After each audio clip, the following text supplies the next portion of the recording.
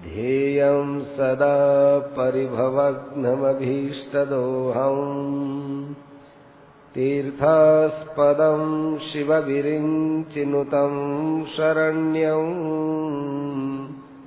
धृत्यार्तिहं प्रणतपालभवाब्धिपोतं वन्दे महापुरुषते चरणारविन्दम्।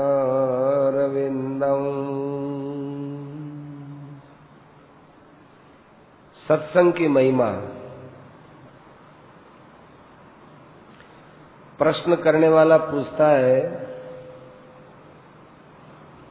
कि एक दिन आपने ये कहा था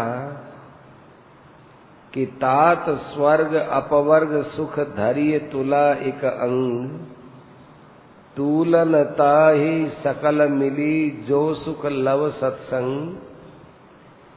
अपना ये सत्संग ऐसा नहीं गौण है, इतना महत्वपूर्ण सत्संग नहीं है कि एक क्षण में कल्याण हो जाए।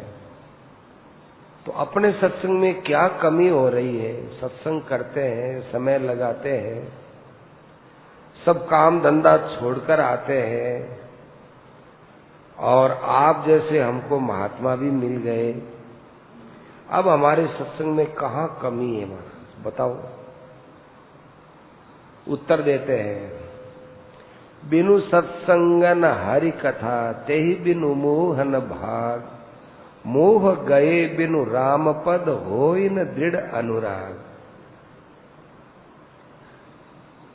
सत्संग की महिमा की कितनी बातें हैं, अपना सत्संग कमजोर है। क्यों? तुलसीदास जी कहते हैं कि सत्संग के बिना मोह नष्ट नहीं होता, अर्थात सत्संग मिलेगा तो मोह नष्ट होगा। इसको आप अपने दिल में टटोल करके देखिए कि सत्संग करते हैं, क्या आपका मोह नष्ट हो गया?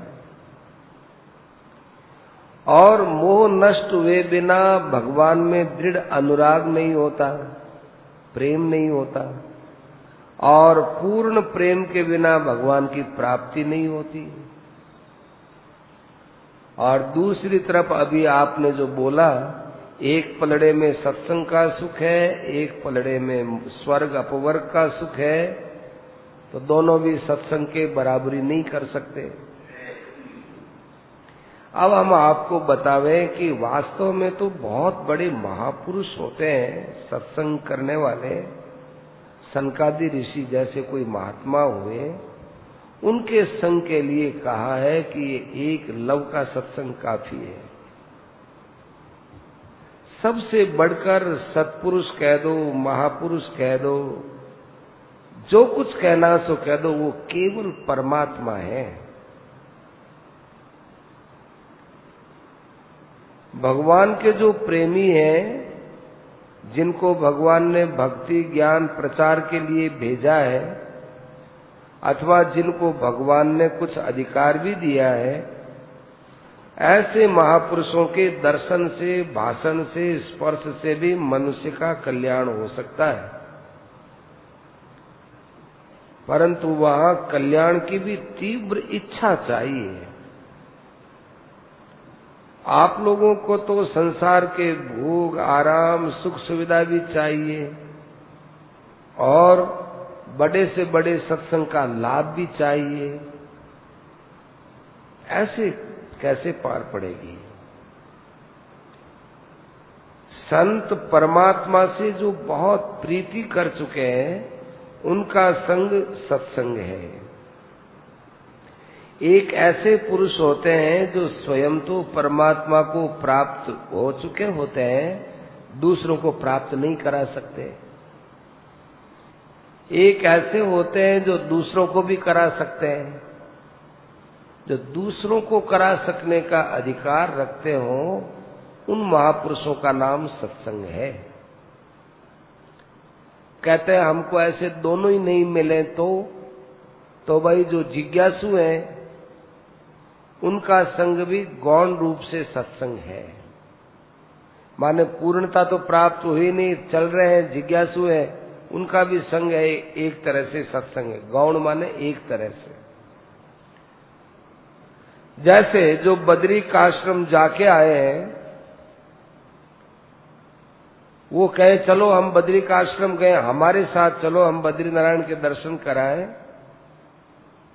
तो उनका संग है वो यात्रा के लिए असली संग है, वो बीच बीच में बताते रहते हैं ये यहाँ है, अब ये जगह है, ये जगह है। परंतु ऐसे पुरुष नहीं मिले तो जो टिकट खिड़की पर खड़े हैं और बद्रीनारायण जाने वाले, उनका संग भी ठीक ही है, बेचारे ये भी जाएंगे इनके साथ, अपने भी चले जाएंगे। ऐसे ही जो भजन साधन में अभी लग रहे हैं, लगे हुए, उनका संग भी कल्याण करने वाला हो सकता है। तुलसीदास जी ने जो सत्संग का सुख स्वर्ग और मुक्ति से बढ़कर बताया है, इससे सत्संग की महिमा मुक्ति से भी बढ़कर है। हम लोग गहराई से ध्यान नहीं देते हैं। नारद जी भगवान के बड़े भक्त थे। उनका काम संसार का उद्धार करना था। सृष्टि की उत्पत्ति हुई, दक्ष प्रजापति के 10,000 लड़के पैदा हुए, तपस्या की, नारद जी उपदेश देने पहुंच गए और उन सबको मुक्त कर दिया। दक्ष प्रजापति ने सोचा कि अरे मैं तो संसार चलाने के लिए 10,000 लड़के पैदा किए थे, नारद ने तो सब चौपट कर दिया, कल्याण कर दिया उनका। फिर 1,000 और लड़के पैदा किए, उनको भी कल्याण में लगा दिया। दक्ष प्रजापति ने कह दिया कि जाओ नारद जी, हम शाप देते हैं, आप 2 घड़ी भी एक जगह नहीं ठहर सकते। नारद बाबा खुश हो गए। मान अपमान का कोई उनको असर नहीं। ऐसे जो महापुरुष होते हैं, उनके संग की महिमा है। ऐसे ही एक बार विश्वामित्र जी और वशिष्ठ जी परस्पर में मिले। विश्वामित्र जी तपस्वी थे, तपस्या की प्रशंसा करने लगे। देखो अपने लायक काम है, लायक सत्संग है। वशिष्ठ जी ने कहा कि ओह तपस्या है तो ठीक, लेकिन सत्संग से ऊंची कोई चीज नहीं होती। आपस में विवाद हो गया। अब एक तपस्या को ऊंचा बताए, एक सत्संग को ऊंचा बताए, निर्णय कौन करे? तो वशिष्ठ जी निर्णय कराने के लिए शेषनाग के पास और कहा अपन दोनों ही अपनी बात रखे। दोनों ने बात रखी। शेषनाग ने विश्वामित्र जी की बात सुनी, वशिष्ठ जी की भी बात सुनी। कहा बड़ा निर्णय दो। शेषनाग ने कहा कि क्या बताऊं, जो आदमी किसी काम में व्यस्त रहता है, वो आदमी क्या निर्णय करेगा? पहले मेरे पर पृथ्वी का भार है, इस भार को आप में से जो थोड़ी देर रख ले वे, फिर मैं शांति पूर्वक सोचूं, तब मैं निर्णय दूं। विश्वामित्र जी हंस के बोले, इसमें क्या बात है? मेरी सारी तपस्या का बल पृथ्वी को धारण करने में लगाता हूं। क्योंकि विश्वामित्र जी को तपस्या का अभिमान था। पृथ्वी 10,000 वर्ष के मेरे तप बल के कारण से स्थिर हो जाए। शेषनाग जी ने कहा छोड़ दूं मैं पृथ्वी को? छोड़ दीजिए। थोड़ा सा फण सिरकाया, पृथ्वी डगमगाने लगी। तब अच्छा 60,000 वर्ष का तप अर्पित करता हूं, स्थिर हो जाओ। फिर शेषनाग से फिर पृथ्वी डगमगाई। तब वशिष्ठ जी ने कहा कि हे पृथ्वी, हमने एक क्षण यदि अच्छे महापुरुष का संग किया है तो तुम स्थिर हो जाओ, तो पृथ्वी यूं रही। शेषनाग ने कहा विश्वामित्र जी न्याय तो हो गया। ये कैसे हुआ? अब आपने देख चुके ना, देख लिया ना आपने। 60,000 वर्ष की तपस्या के बल से पृथ्वी स्थिर नहीं हुई, एक क्षण के सत्संग से पृथ्वी स्थिर हो गई। आप खुद ही निर्णय कर लो। ये जो बार बार कभी कभी भूकंप होते हैं, वो हम लोगों को चेताते हैं कि सत्संग करो, क्योंकि बिना सत्संग के ये हलचल मिटेगी नहीं। गौरांग महाप्रभु कीर्तन करते हुए निकलते थे तो पशु पक्षी सब मुग्ध हो जाते थे, बड़ा भारी प्रभाव पड़ता था। मुसलमान लोग भी जो नास्तिक होते, वे भी हरि बोल का कीर्तन करते थे। मुसलमानों का राज था, राज की तरफ से मुसलमानों को रोका गया, डंडे बरसाए, कोड़े बरसाए, तो रोने की जगह हरि बोल बोलते थे, हरि बोल। ऐसे जो महापुरुष होते हैं उनका संग मिल जाए तो जिसकी महिमा गावे उतनी थोड़ी है। ये जो तात स्वर्ग अपवर्ग सुख वाली बात है, ये हनुमान जी के संग की बात है। हनुमान जी ने मुक्का मारा, लंकनी को भगवान की याद आ गई। मुक्ति के दाता से, मुक्ति के भोक्ता से दाता बढ़कर होता है। जो मुक्ति का दाता होता है वो मुक्ति के भोगने वाले से ऊंचा होता है। भगवान शंकर ने काशी में एक सदाव्रत लगा रखा है, हम मुक्ति के भोक्ता बने उसकी अपेक्षा मुक्ति के दाता बने तो बड़े महत्व की बात है। क्योंकि सदाव्रत में तो मांगते लोग जाते हैं। क्यों काशी में जाकर मरने का ही एक आग्रह रखें, वो तो मंगतों की मुक्ति है, आपने तो मुक्ति देने वाले बने। एक सेठ के यहाँ सदाव्रत चलता था, कोई आओ कोई भोजन करो, दुखी आदमी आते भोजन करते। सेठ का एक सेवक था, वो सबको भोजन कराता था, उसको बड़ी प्रसन्नता होती थी।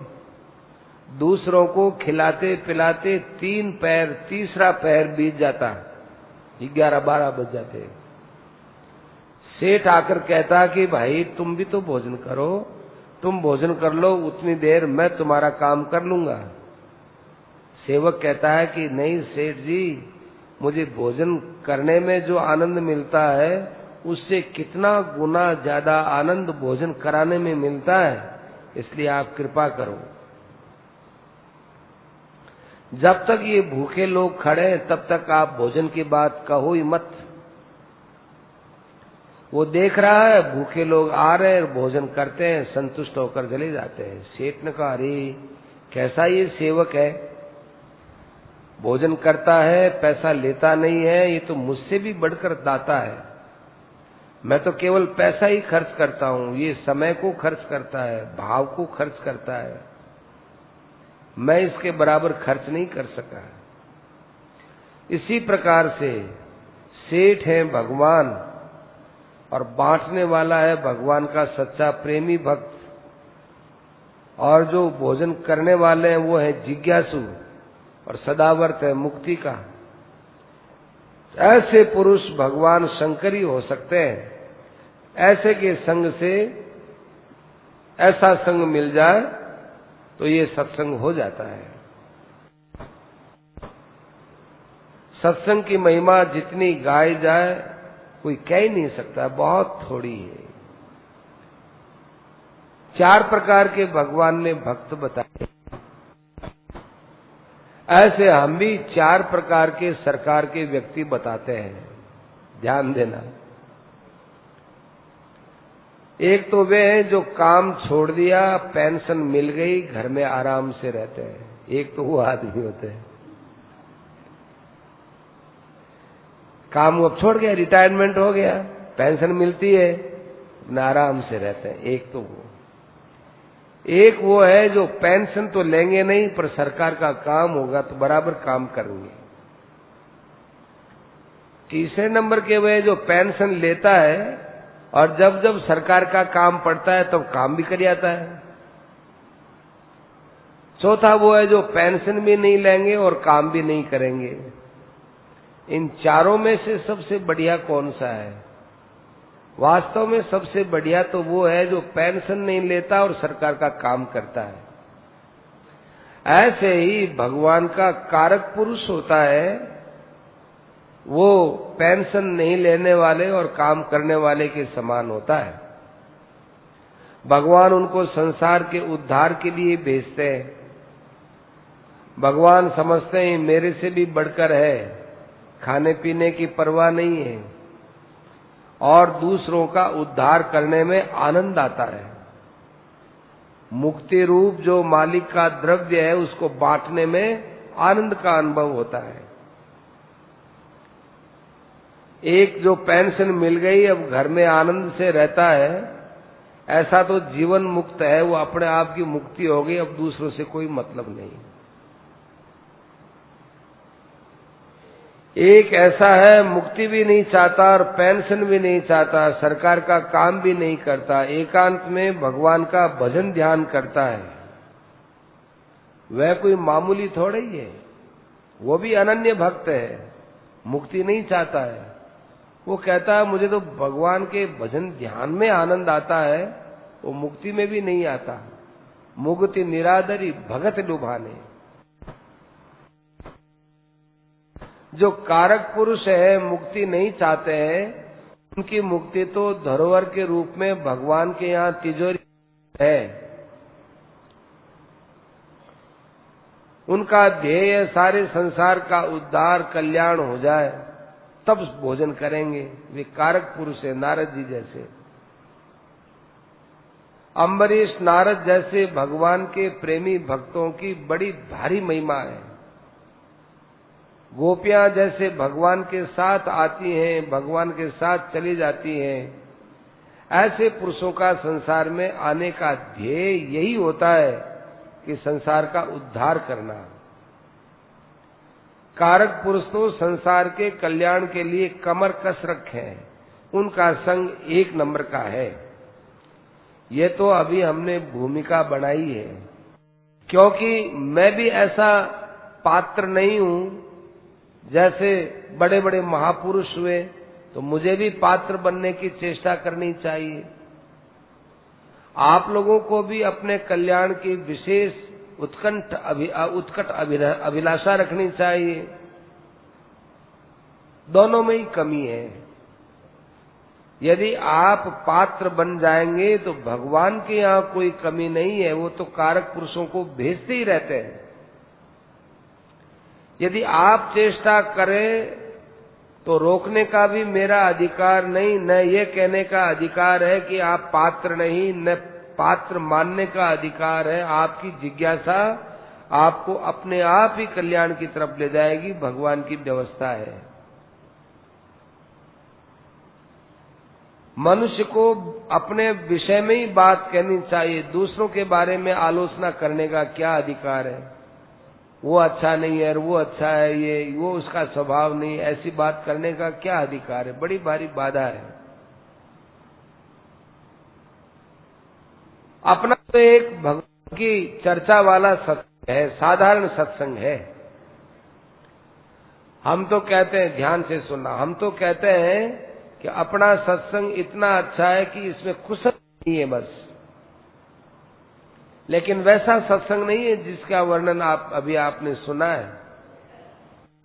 यदि कोई कहे हम इसे सच्चा ही सत्संग मान लें तो भाई आप मेरे भार चढ़ाओगे, क्योंकि मैं उन संतों के लायक तो हूं नहीं। आप मुझे उन संतों के बराबर समझोगे तो भार मेरे पर चढ़ेगा। पत्थर की मूर्ति को ईश्वर समझकर काम चलाते हैं। मान्यता को कोई रोक तो नहीं सकता है ना। कुशा को ऋषि मान करके पूजा करते हैं, सुपारी को गणेश मान करके पूजा करते हैं। असली तो मिलते नहीं, क्या करें, पर उन पर भार चढ़ता नहीं, क्योंकि उनको पता ही नहीं है। न तो कुशा को पता है, न सुपारी को पता है कि हमको गणेश जी मान रहे हैं, न पत्थर को पता है कि ये मेरे को भगवान मानते हैं। भार तो चेतन पर पड़ता है। अब जो आप मेरे पर भार डालते हो, ये मेरे पर ऋण है। तो मैं इतना दरिद्री हूं कि आपके ऋण को चुका ही नहीं सकता। हाँ, एक बात है, कोई मुनीम हो और किसी सेठ के यहाँ काम करता हो और वो मुनीम कह देवे सेठ से कि भाई सेठ जी, मेरे यहाँ बाजार में ऋण बहुत है, बहुत ऋण चढ़ गया, यदि वो ऋण उतर जाए तो मैं जीवन भर आपके यहाँ नौकरी करूंगा, आपसे लूंगा कुछ नहीं, केवल रोटी लूंगा, रोटी तो खानी पड़ेगी, और आपसे कोई वेतन नहीं लूंगा। सेठ अपने दुकान पर बैठ करके रुपयों की गड्डी खोल देता, आओ भाई इस मुनीम का कोई भी कर्जदार, किसी का भी कर्ज इसके रह गया, आ जाओ, वो चुका देता है। और मुनीम को भी कहता है कि नहीं, तुम्हारा खर्चा देंगे, तुमको अपने हाथ खर्च के लिए कुछ पैसा भी देंगे।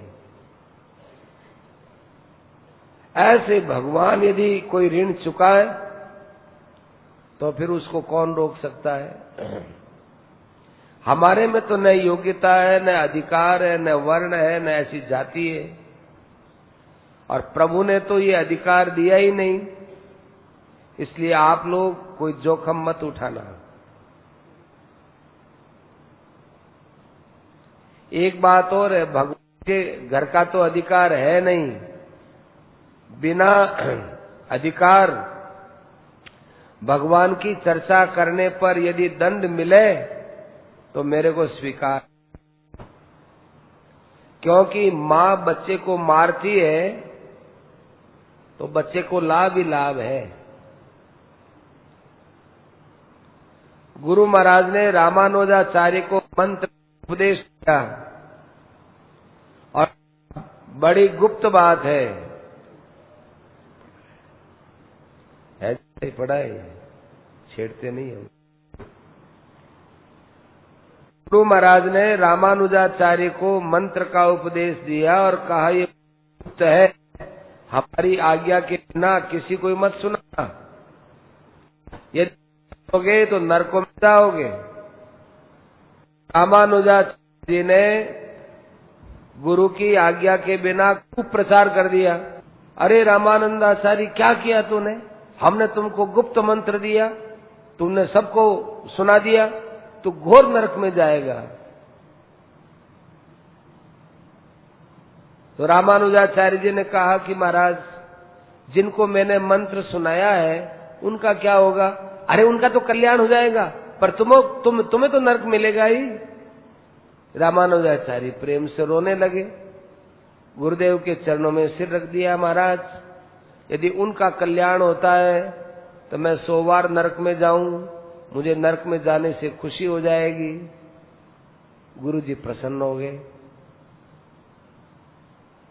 मैं तो भाई इस प्रकार की जोखिम में उनका हित मानता हूं रामानुजाचार्य का। भगवान दंड दे और कहे कि तुमको कोई अधिकार नहीं था, तुमने क्यों हमारी चर्चा की, तो हम तो भगवान से प्रार्थना करेंगे कि महाराज हमने किसी को चेला तो बनाया नहीं, कोई उपदेश आदेश दिया नहीं, कोई दक्षिणा हमने ली नहीं, कोई व्यास गद्दी पर बैठ के उपदेश दिया नहीं। हम तो बालक की तरह तुतलाती बोली में बोलते हैं, किसी को आग्रह भी नहीं किया कि तुम हमारी बात मानो। भगवान कहेंगे कि नहीं नहीं, इस सफाई से काम नहीं चलेगा, तो महाराज फिर जो भी दंड देगो हम प्रेम से दंड लेंगे। इसलिए हम लोग उस सत्संग की तुलना में अपने इस सत्संग को रख नहीं सकते हैं। भगवान के जन्म कर्म की दिव्यता बड़ी विचित्र है, उसको तत्व से जानना चाहिए। तत्व से जानने का फल ये होता है कि वो पुनर्जन्म नहीं होता। जो जानने वाला पुरुष होता है वो दूसरों को जना सकता है।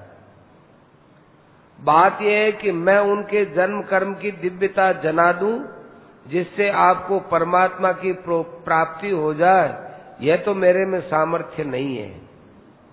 आप लोगों की मेरे पर दया है, जिसके कारण मेरे द्वारा भगवान की चर्चा होती है। अपना उद्गार कह देता हूं, वह कितनी दूर तक ठीक है ये तो भगवान जाने। मैं तो बुद्धि के अनुसार जैसा होता है वैसा ही बोलता हूं। भगवान तो भगवान है, वे पहले नर नारायण हुए, फिर अर्जुन नर हुआ, भगवान कृष्ण नारायण हो गए। नर नारायण के रूप में लाखों वर्षों तक बद्रिकाश्रम में तपस्या की, इसलिए वहां पर आज भी ऐसा प्रभाव है, वहां की हवा यहां आती है। हरिद्वार से बद्रिकाश्रम तक की जो भूमि है वो तपो भूमि मानी जाती है। यह भगवान की तपस्या की विशेष जगह है। बहुनि में व्यतीतानि जन्मानि तव चार्जुन तान्यहम वेद सर्वाणि न त्वं वेत्थ परंतप। मेरे कितने जन्म हुए उनको मैं जानता हूं, तू नहीं जानता है। अर्जुन मैं नारायण हूं, तू नर है, ये तू थोड़े ही जानता है। अर्जुन हिमालय से गया तो भगवान के पास पहुंच गया, क्योंकि वह उनका परिकर था।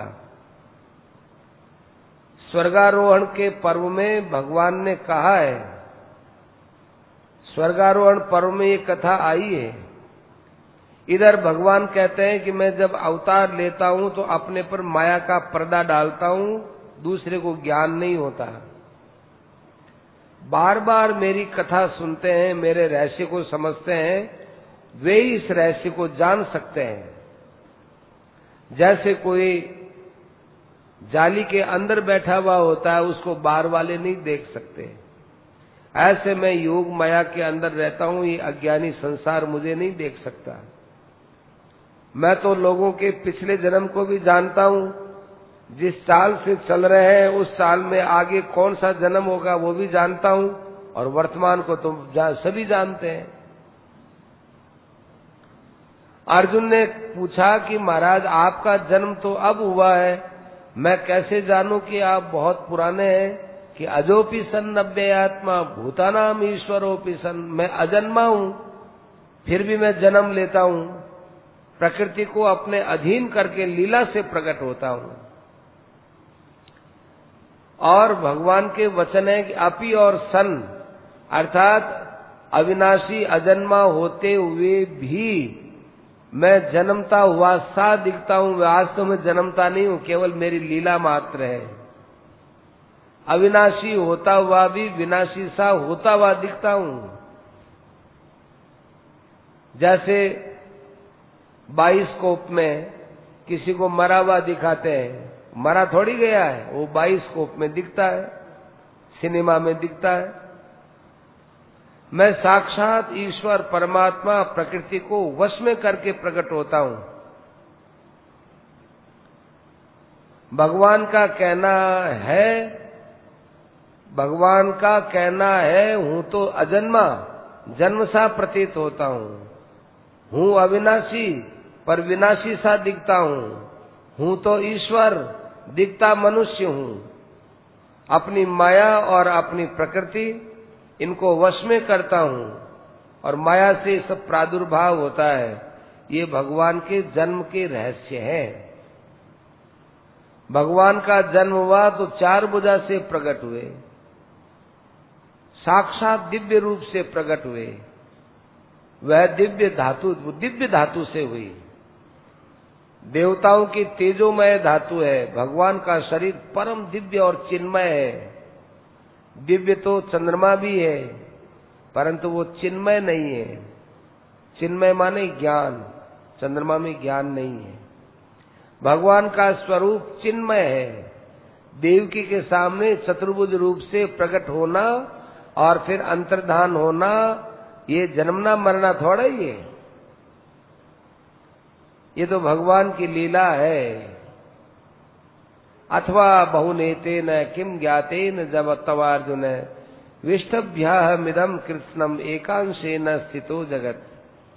अर्जुन ने भगवान से कहा, कृपा करके आप अपना रूप दिखाइए। भगवान ने दिखाया, सारा ब्रह्मांड एक अंश में। अर्जुन भयभीत हो गया, कहा महाराज दूसरी और कृपा कीजिए। चतुर्भुज रूप दिखा दिया, विश्व रूप समेट लिया। भगवान ने कहा तुमको भय नहीं करना चाहिए, मैं बाघ, शेर, चीता, हाथी थोड़ा ही हूं, मैं तो तुम्हारा सखा हूं। चतुर्भुज रूप दिखाता हूं। उसके बाद फिर भगवान अपने कृष्ण रूप में प्रकट हो गए। तो विश्व रूप का प्रादुर्भाव होना, तिरोभाव होने को क्या ये मानेंगे कि विश्व रूप तो मर गया? यदि मरता तो वहां पर मिट्टी होनी चाहिए, राख होनी चाहिए, कुछ तो होना चाहिए, कुछ नहीं था। भागवत में आता है भगवान इसी शरीर से चले गए। तो भगवान यदि मरते तो वहां कुछ तो अवशेष रहता। भगवान राम अपने साकेत धाम में पधारे तो इसी शरीर से पधारे। परम धाम पधारने वाला, परम धाम में रहने वाला शरीर है, वो शरीर ऐसा नहीं होता जैसा हम मानते हैं। तो ये सब भगवान की स्वतंत्रता है। परंतु इतने पर भी भगवान के जन्म के कोई कारण नहीं बनते, वो तो दया के वशीभूत होकर प्रकट होते हैं। हम लोगों ने तो पिछले जन्म में कई भले बुरे कर्म किए थे, उसके वशीभूत होकर जन्म लिया है। हमारे अंदर इच्छा, द्वेष, सुख, दुख, चेतना आदि अनेक विकार थे। भगवान में ये नहीं होते, न दुर्गुण दुराचार होते। आप गहराई से देखो, भगवान का जो दिव्य श्री विग्रह है वो कितना चमकीला होता है। कहने में वो श्याम वर्ण है, पर श्याम वर्ण होते हुए भी चमचमाता है, चिन्मय है। वहां शरीर और शरीरी का भेद नहीं है, अपितु एक है।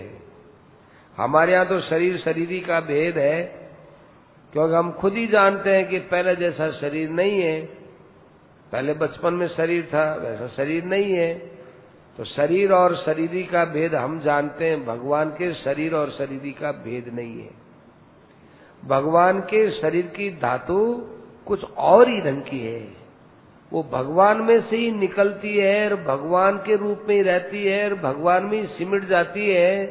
वो क्या है, वो भगवान भी उसको बता नहीं सकते। भगवान की प्रत्येक क्रिया अलौकिक है, उनके प्रकट होने का निमित्त भी अलौकिक है। साक्षात परमात्मा होते हुए मनुष्य दिखते हैं, ये भी अलौकिक है।